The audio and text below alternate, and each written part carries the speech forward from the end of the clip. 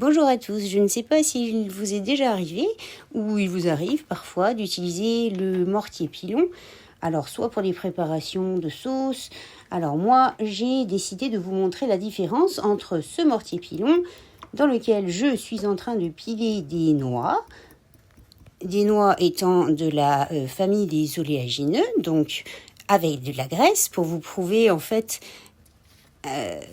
qu'ils ont de la graisse, on pose un papier, tout simplement, et il devrait en ressortir, voilà, comme vous le voyez ici, une petite tache, c'est donc une tache de gras. Effectivement, tout le monde sait bien qu'on peut faire de l'huile de noix. Jusque-là, rien de trop nouveau, il faut savoir juste simplement reconnaître en fait tous les oléagineux et les graines qui vont justement pouvoir donner de l'huile. Donc ici, évidemment, vous l'aurez reconnu, c'est du lin. On a aussi de l'huile de lin. On peut donc l'associer aux oléagineux dans le pilon mortier. Les amandes également sont des oléagineux. On peut donc les mélanger également. On en tire d'ailleurs une très bonne huile pour la peau, l'huile d'amande douce. Voilà, donc cette petite courte démo n'est faite que pour vous montrer le style d'oléagineux que l'on puisse mettre dans un mortier.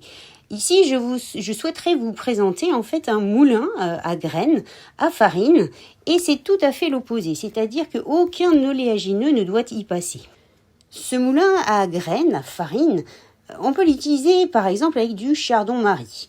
Alors, on passe simplement quelques graines et je vais vous montrer que en fait, donc, on fait un petit peu tourner, ça va relativement rapidement. Et après quelques tours à peine, eh bien, on va obtenir une petite poudre. Attendez, je vais mieux vous la montrer dans la main. Voilà. Donc ça, c'est la petite poudre de chardon-marie. Principal avantage, c'est qu'elle va être beaucoup plus miscible en fait que le grain lui-même. Alors, pour vous montrer, on reprend la petite feuille, on appuie dessus et là, absolument aucune trace de gras. Le moulin à farine est en fait surtout utilisé justement à des fins de préparation, soit de petit déjeuner, soit de le parsemer.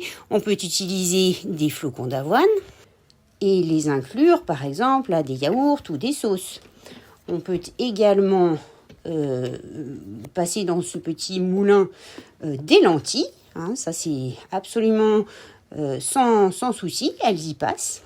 On obtient donc une farine de lentilles. Cette fois, la plupart des légumineuses vont y passer, les haricots, etc. Là, j'ai encore sous la main du sarrasin. En fait, pour savoir, c'est tout simplement les farines. De quel style de farine on peut faire. Et quand vous n'êtes pas sûr, vous prenez la petite feuille, vous appuyez. Voilà, après les avoir pilonnés. Ici, du riz. On peut faire de la farine de riz. Principal avantage, c'est que déjà c'est manuel, vous gérez la quantité, ça ne dénature absolument pas vos aliments. Le système est relativement pratique et silencieux, ce qui n'est pas négligeable. On peut y passer aussi du blé, tout simplement, comme la farine de blé. Pour résumer, retenez tout ce qui est gras au mortier, tout ce qui est sec au moulin.